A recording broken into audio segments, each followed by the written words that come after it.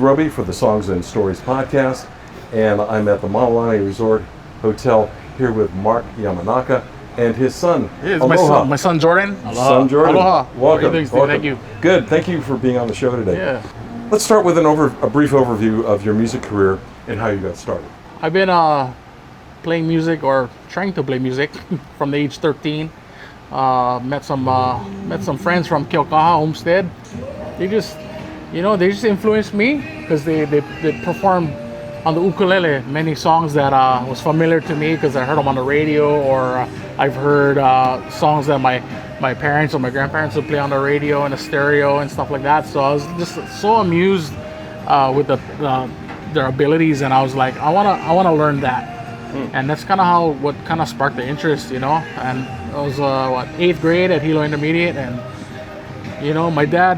fortunately my dad had a old school Kamaka ukulele that he let me use and let me learn on, and it was a soprano size. So back then I was a lot smaller. Yeah. But it was comfortable.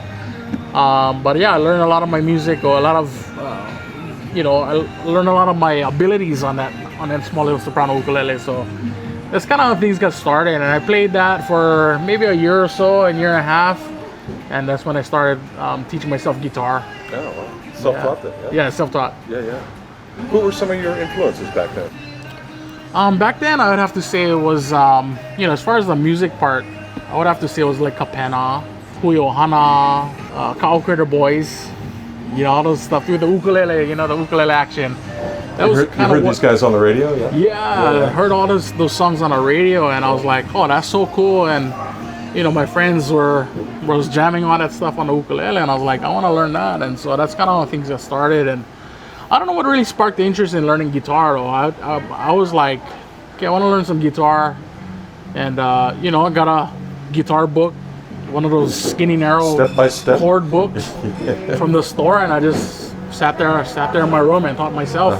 Because unfortunately for me, I didn't have anybody above me that played music, so I didn't have any in-house influence, I should say. Okay. Yeah. Some musicians, like everybody in the family, plays. Yeah, for me, it didn't run in the family. It wasn't handed down. Okay. So everything was self-taught, self-driven. But luckily, I had understanding parents. Right. What about your first gig there? First public gig. I think the first time I actually got up in front of people and performed was at my uncle's yakudoshi party, his 41st birthday. Not quite sure exactly what year that was, but I was so nervous. That just overcame me. I was so scared. But I did it, and you obviously wanted to continue, right? It took more building to do. I don't know how long that lasts. I still get nervous sometimes going on stage. Yeah. But it's gotten a little more frequent and natural. So. Sure. But I think that was my first time on stage. Well, let's talk about your songwriting process now. Okay. Where do you find inspiration? What comes first, music, lyrics? How does it work for you? For me, the song and the lyrics and music gotta kind of just come to me. If I gotta sit there and really grind myself, I feel like it's not anything. It's not the beginning of anything. But if it just comes melody, lyrics, then I know I've got something. Yeah. So a lot of the original songs that you hear that I've recorded are pretty much songs that just really came to me. For instance, a song I wrote for my daughter back in 2009, I believe. That song I wrote in 10 minutes. It's just one of those songs that just, it came and it just turned into something special. Sometimes the muse is there and you don't know where it comes from. Right. Yeah. Right. And I almost didn't record that song. Kaleo O Nalani. Do you use your phone to put down ideas? Or? Well, back then, it didn't have that capability. Right. So I actually found a sheet of paper I wrote it on. It was written in January January of 2009, I think. Oh, you dated it and everything? Huh? Yeah, handwritten in pencil and very little scribble. Oh, wow. So that's how I, like, you know, it just came. You should frame that. I'd like to. Yeah. Yeah, it was just, you're lucky I recorded it. It received a Nä Hökü Hanohano Award. Nice. Back in 2011, and yeah, I was really stoked with that. Being a Big Island musician, have you experienced any challenges getting started or finding the right mentor to move your career along? Yeah, you know, I mean, you know, the population, on Oahu is a very handy tool, you know, to be exposed. You know, and if you can get to that audience where there's 1 million people there, you know, you have a real good shot at, you know, kind of exposing yourself and exposing the music you do, and reaching out to a more broad audience. Right. Hawaii Island, you know, I've worked, gigged, and struggled. Sure. All the way probably from like late 90s to, you know, all the way to 2009. You know, I was a Big Island, just a kind of a homegrown musician here on Hawaii Island, and I think that is a ongoing challenge for up and coming artists to be heard, right? Hawaii Island, to be heard, because, like I said, you know, on Oahu, of course they got talent there, but we got so much talent here. It's just a matter of bridging that gap and getting to that point to where you can build a fan base on other islands. You know, and I'm trying to help my son out as far as, let's introduce your son here. Yeah, he's my son Jordan. He's 18 years old. He's completed 1 year of college up in Arizona, and decided that, you know, it wasn't for him. And so he's gonna attend college in Hilo, and at the same time, hopefully let his dad kind of guide him along the way musically.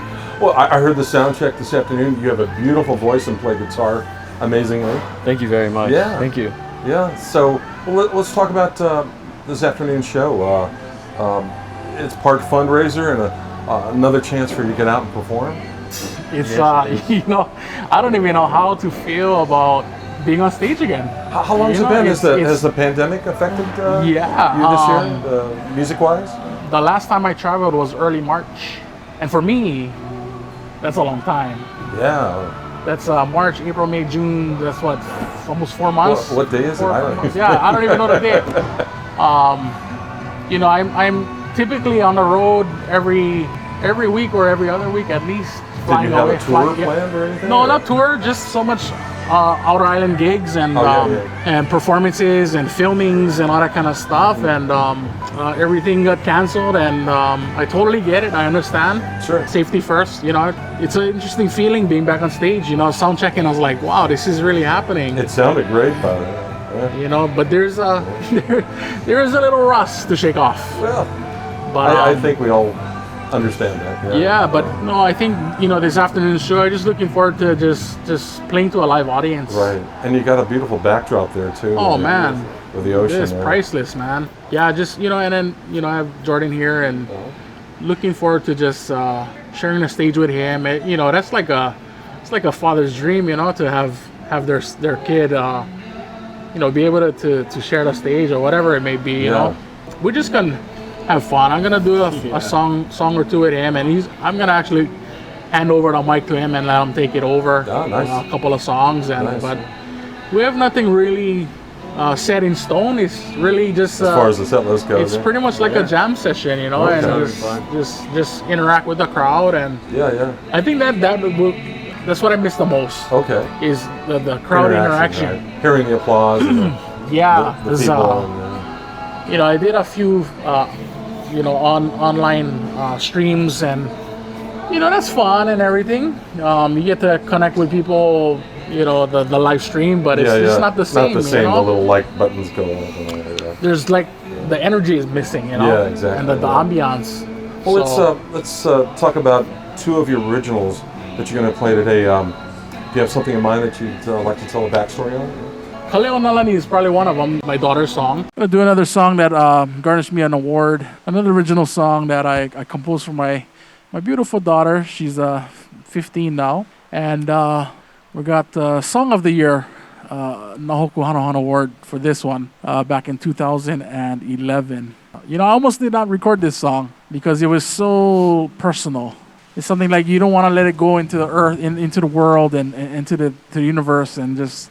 But it's some encouragement from my aunties and family and stuff like that. I was able to record it, and lo and behold, got me an award. Awesome. So I'm gonna share this song with Jordan. So he's gonna be singing about his sister. For all you proud daddies out there, any proud daddies out in the audience? Yes. All right, here's the song. It's called Kaleo O Nalani, which means the voice of the heavens.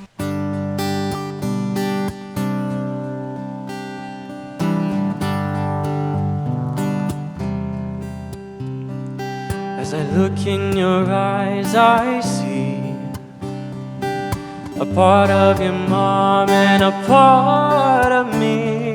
As you cry out for me, I hear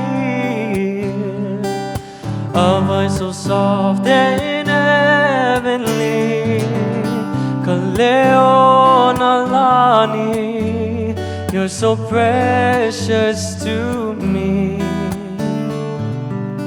Your pretty smile that lasts a while, it's such a joy to see.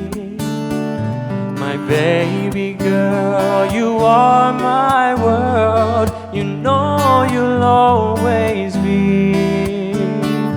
Kaleo O Nalani.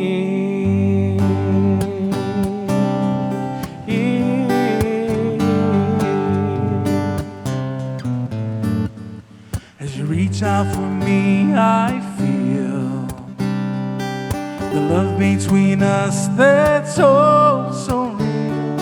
As you lay in my arms, I see my angel sleeping so peacefully. Kaleo O Nalani, you're so precious to me. Your pretty smile that lasts a while, it's such a joy to see. My baby girl, you are my world. You know you'll always be. Kaleo O Nalani.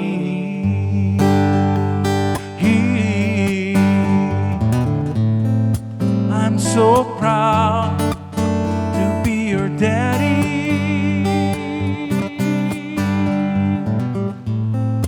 And no one can take that away from me.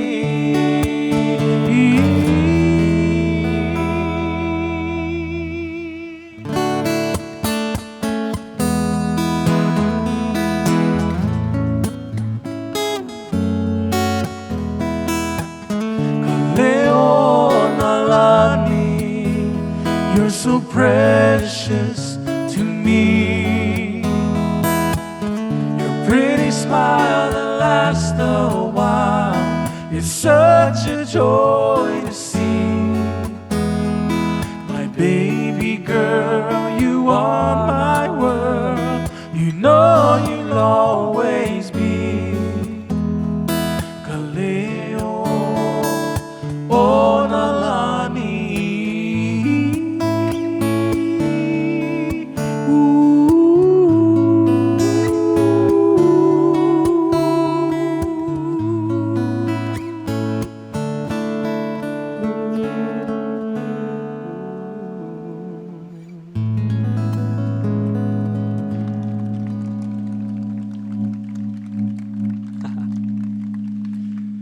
A song called Lei Lehua, which is a co-written original with my friend from Kauai. Her name is Lihao.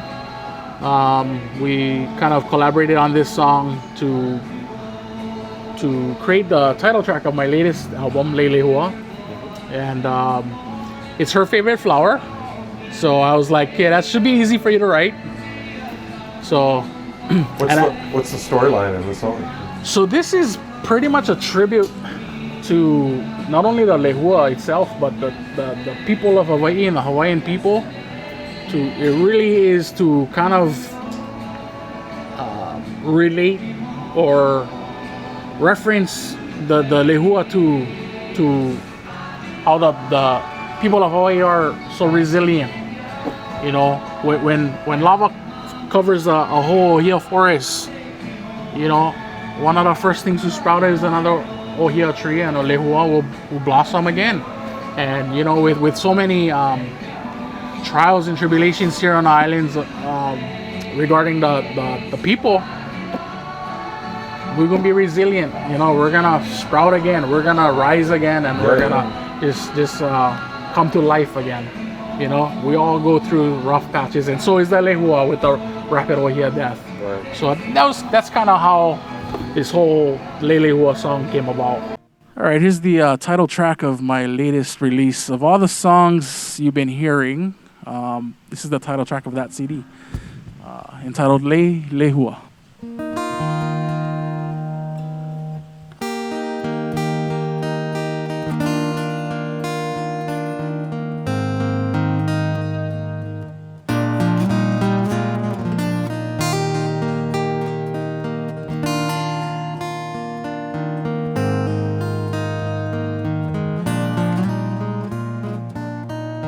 Ola no Hawaii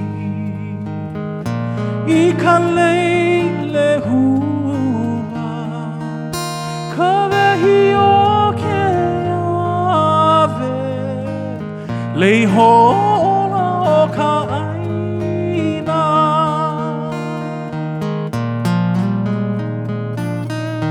Ola no Hawaii I ka Lei Lehua ka wehi o ke ave Lei hola o ka aina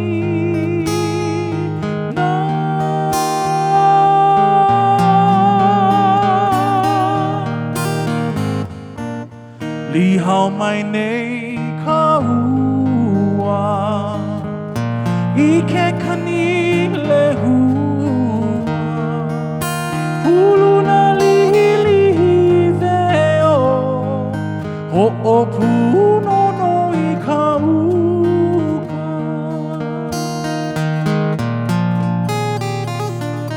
He puna hele no e A ka nui manu Mai hae lino Ai ka mole olu ole hua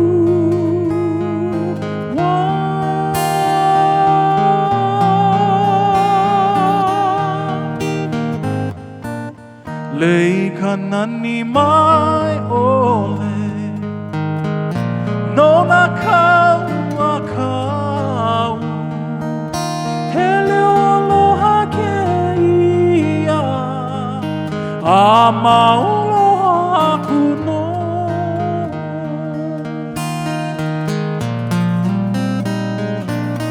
Lei ka nani mai ole No na kau a kau Hele aloha ke ia A mauloha aku no Hele aloha ke ia A mauloha aku no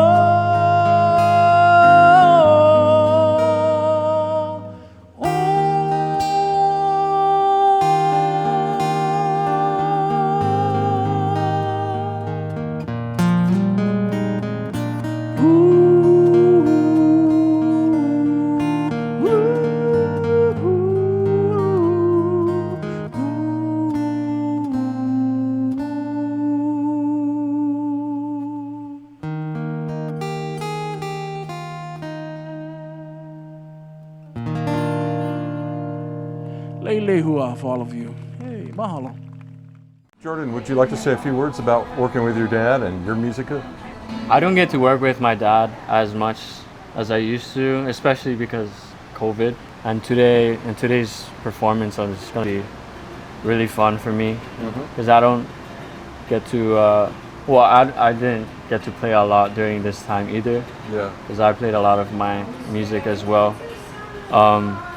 So this is going to be really fun. like as you said, we don't have like a set list, but we're just gonna have fun tonight and play. Sometimes better too. Yeah, right? yeah. I'm just looking forward to play in front of people and having that audience connection again. You know, the interesting part about that like dynamic between he and I is we're in totally different genres. You know, he. Tell me about that. Yeah, you go ahead, Jordan. I guess if I'd have to put myself in a genre, I'd put myself more in the R&B kind of genre. Really? Yeah. Where does that come from? Unlike my dad, my family is heavily influenced through music. So I grew up playing different styles of music. But a lot of the influence comes from R&B, from my dad, my stepdad. I grew When up you say listening. R&B, there's different eras of R&B. Um, Are we talking Bruno Mars R&B? Around there. Are we talking Temptations R&B? It's a mixture of both of them. I guess Okay. I could say. It's a different kind of place with the R&B he does. Oh, okay. Yeah. It's like a new age R&B, Okay. I guess. kind of a acoustic, alternative R&B type songs. Okay. I would say in between like Jack Johnson and Bruno Mars, in between Okay. there somewhere. Okay. But Have you yeah, got that's anything out on for people can pick up and listen to? No, I was actually supposed to record one of my first songs or singles this past May, but because of COVID, that kind of blew over. Yeah. So hopefully it all works out and I get something out there soon. Getting back to you, Mark. What's it like winning so many Hoku Awards? What's the feeling like? well, first of all, it doesn't get old. It doesn't get old. It gets a little more exciting. It's humbling for me anyway. Okay. 14, right? Yeah, I'm at 14 right now. You know, it's just been a blessing, man. I mean, you know, I never, you know, to be real honest with you, like the Nä Hökü Hanohano Awards was never the goal. It was never like grew up, I want to win that. Yeah. It was more of I just want to play music. Sure. You know, I remember I was just telling him the story. Like I used to play at Uncle Billy's restaurant, you know, for $11 an hour for 3 hours for a couple nights a week. You know, you do the math for a musician. You know, yeah, no, it's challenging. Yeah. But for me at the time, that didn't matter. You got to start somewhere. Gotta start somewhere. It was a great platform for me to get better, to build my craft, and to be able to learn. But you know, as far as the awards, it was never like that was never down the road for me. And so yeah, I mean, every single one of them is a blessing. Yeah. You know. It's a proud honor. Yeah. You know, when I got nominated the first time around back in 2010, I was like, at that point, I was like, okay, I would love to just receive one. You know? And then that night came and I got 4 that night. And then 3 years later, I was kind of, let's say forced. Is forced a really poor word? Forced. Encouraged to hurry and do another one. Wow. So, you know, 3 years later, they came up with Lei Lehua, and that one garnished another 4 awards. And then 5 years later, Lei Lehua came out and I got 5. Wow. Do you have like a shelf at home with? No, it's actually all at my mom's house. Oh, okay. And then in between all of that, I got a Christmas one. That's why I got 14. Oh, nice. I got a Christmas award with my friends Kellen and Lihao. Well, I'm sure there's many more headed your way someday. You were mentioning earlier that you got some new material that you're working on. Yeah, I've been trying to. Actually, after the release of my last one, Lei Lehua, I actually wrote a couple of songs that, you know, kind of missed the cut or just missed the deadline of recording, and I would love to, I'd love to actually record those songs. And one of them is a song I wrote for my wife, my senorita, is a kind of a kachi type song. So I think the next album, if there is a next album, because actually I had another baby in December. Oh my gosh! Congratulations! Got my hands full with her, and Priority Exchange. But yeah, if I ever get back in that studio, I'd like to do this. Might be a different style album, you know, kind of veering away from the majority Hawaiian stuff, Right. and kind of do a little more mixed genre. Is there anything? I know COVID-19 is kind of a theme. Some people are in the isolation part, and the world has changed. Has any of that inspired you to write something? You know, I've thought about writing a song about COVID, or kind of, but no, I kind of pulled back on it. I know it's such a heavy time for a lot of people, Right. and I know it's a sensitive issue.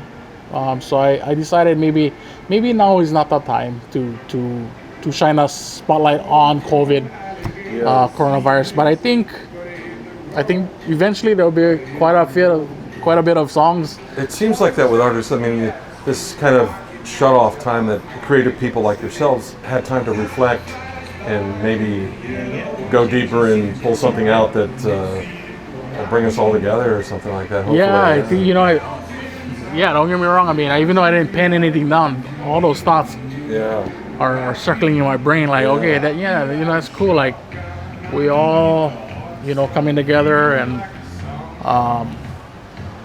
eventually something will come out, I'm sure. Yeah. But I know things are really fluid now.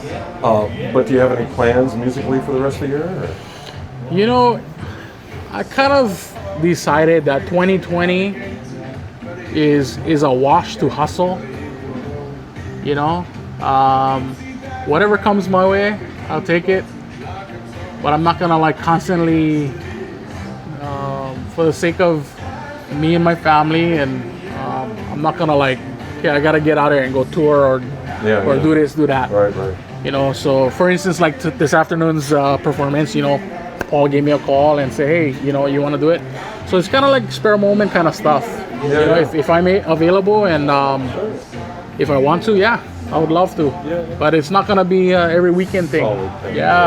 Like how it used to be. Right. What advice would you give an emerging artist here in the islands? Keep hustling, enjoying what you're doing, first and foremost. Don't, you know, if I can say this respectfully, if you're looking for fame or popularity, you gotta change that mindset. You gotta focus on working on your craft, having fun with it, doing your best, be original, be something different, and utilize social media. It's such a handy tool, man. So many people are on it, you know, just checking in every single day. You know, and that's thousands and millions of people doing that. Right. And that's, you know, especially with COVID now, so many more people are on it and utilizing it. So, and that's your way to expose yourself, because obviously you cannot do that in person anymore. Well, let's turn it around. What's the best way for fans and folks to find your music? I try to do as much as I can on social media, posting some videos. I'm trying to help. Like Facebook? Yeah, Facebook. Doing some lives, do some casual videos of doing a song or two. And you know, exposing my son Jordan and my daughter Kaleo. They've been really interested in music, you know, and that's not something that I forced upon them. It's just they grew up with it, and they want to do it. By all means, you know. But social media is such a huge tool, you know. And it's free. It's free. Is there anything else you'd like to add before we go, both of you?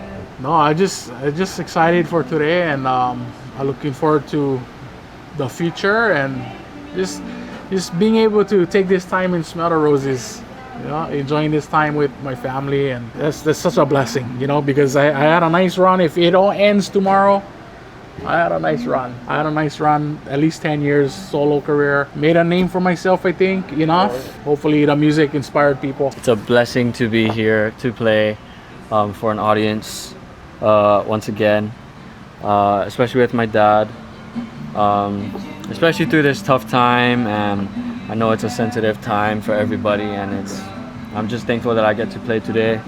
And I'm here talking with you and sharing some stories about music and what I love to do and what my family and my dad loves to do. And this time has opened my eyes up to new things about myself musically, about the world musically, and I'm just very thankful. Well, mahalo to both of you, and thanks for being on the Songs and Stories podcast. Thank you, Steve. Thank I you very appreciate the much for time, having man. us. Thanks for having us. Yeah, thank you. Well, that's it for this episode. Please join me next time on the Songs and Stories podcast, and stay safe. Songs and Stories is a production of Big Island Music Magazine. Find us on the web at bigislandmusic.net and follow us on Facebook. Thanks for listening.